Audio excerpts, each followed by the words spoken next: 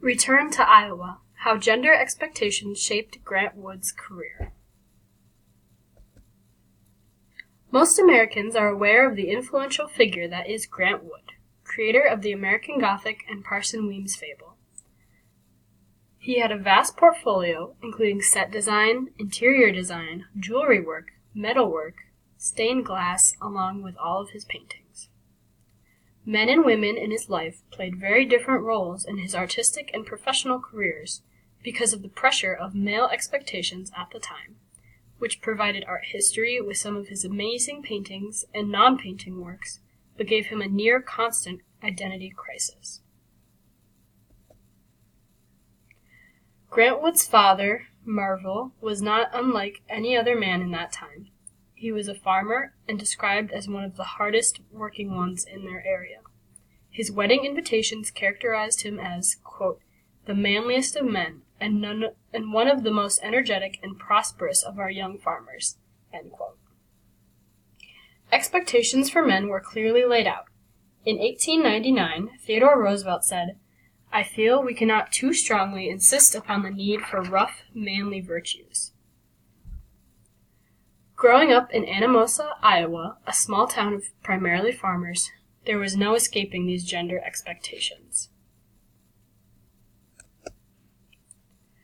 Wood described his younger self as quiet, sensitive, and not physically strong enough to help his father out on the farm. Men were expected to provide for their household, and there were categories of acceptable and unacceptable jobs for men. One of those unacceptable jobs was as an artist. Wood's mother, Hattie, had always encouraged the love of drawing and more feminine activities. He often helped his mother with housework and gardening, and she gave him space under the kitchen table to practice his art. Wood's little studio was hidden, and he only drew when his father was out of the house. After his father died in 1901 and the Woods moved to Cedar Rapids, Grant's artwork was front and center in their home. He even became a source of income in his young age, for he had a talent for interior design that soon brought in paying customers.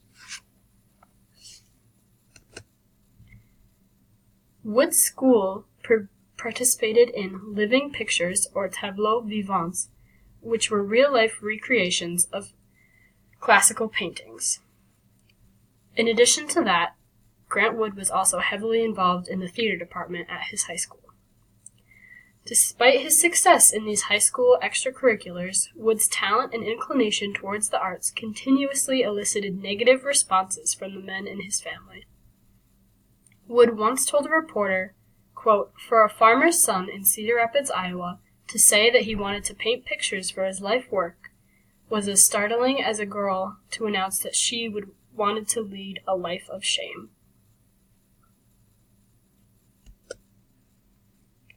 Wood's artistic and teaching career was beginning to take shape around the time of the Great Depression. Females began entering the workforce and were often forced into the alpha role in the family. Women's jobs, such as teaching and domestic service, were not hit as hard by the economic crash, so those were still relatively available. Still, men would rather not do women's work. Against this, Wood worked as a primary school teacher in the 1920s and later as a professor in the University of Iowa's School of Art, displaying a certain inclination towards more traditionally feminine activities. Grant Wood did not often get much support from the men in his life, especially his family. He maintained close friendships with his sister Nan and his mother Hattie late into his life. Another longtime female supporter of his was Fran Prescott, who was the principal at Jackson Junior High, where Wood taught. Some believe this friendship bloomed out of a mutual burden. Prescott was known among friends to be romantically involved with a Cedar Rapids doctor, Florence Johnston. Prescott and Wood may have become so familiar because of Wood's unconfirmed homosexuality, rumors of which Prescott and her partner protected him from on multiple occasions.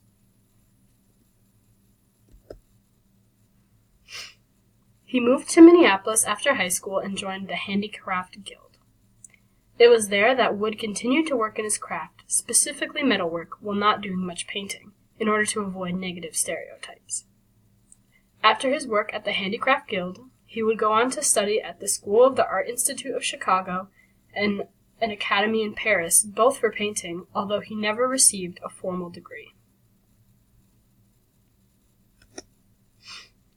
While in Europe between 1920 and 1926, he experimented with the Impressionist style of painting, which was considered a feminine style by many. Later, around 1928, he would claim that the Impressionist style was forced upon him at a young age and renounce his time in Europe, save, of course, for the inspiration he got from the Flemish and German Old Masters. The style he was most well known for was American regionalism. Author of Grantwood, A Life, R. Tripp Evans explains, quote, Wood's new approach was described as masculine, disciplined, and thoroughly American, in contrast to his early European style, which was dismissed as feminine, formless, and even unnatural and sleazy. He painted a lot of landscapes of farms and rolling hills, as well as farmers working.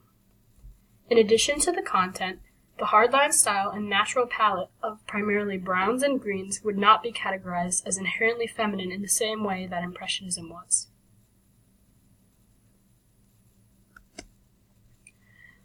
Wood continuously sought artistic acceptance.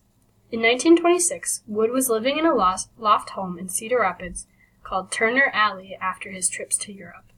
He announced plans to turn the house and the area into a small artist commune of about 16. He wanted to create a safe space for Cedar Rapids artists to gather together without judgment. He may have done this to avoid stereotypes as well, negative stereotypes regarding homosexuality or sexual abuse of female models. After a brief success, the artist commune idea flunked.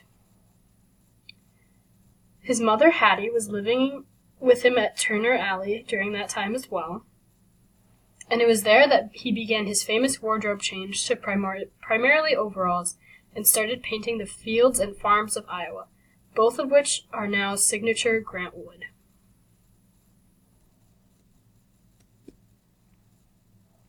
Once he adapted American regionalism, he came into a good amount of success. In 1930, American Gothic was exhibited at the Art Institute of Chicago, where it resides today, and won immediate notoriety.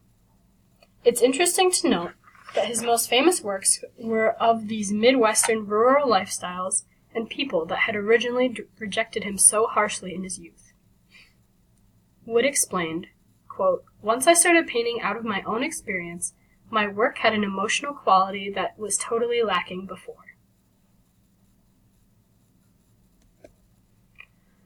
Wood traveled the world before finding the inspiration that was real and would strike an emotional chord, thus creating his most famous and at the same time most personal works.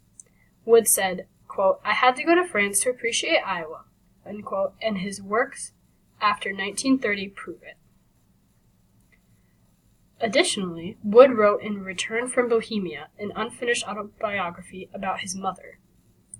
Quote, If father was stern and remote to me, mother, by contrast, was very human and close. I thought she must be the most beautiful woman in the world. End quote. The support system he needed to begin his true artistic passions was located where his own talent was, carefully nurtured, in the presence of his mother and his homeland. Grant Wood undoubtedly made a huge impact both in art history and American art specifically. As a result of the lack of acceptance in his youth, he spent his time in adulthood seeking out other artists and trying to create a safe and creative space to share. He didn't let his unfavorable relationship with his father stop him from working as a teacher and giving the next generation of male artists a place to feel comfortable and embrace their talents. Wood's rise to the artistic world was not without a fight, but he came out the other end with an expertise and a solid ground for his personal identity and artistic expression.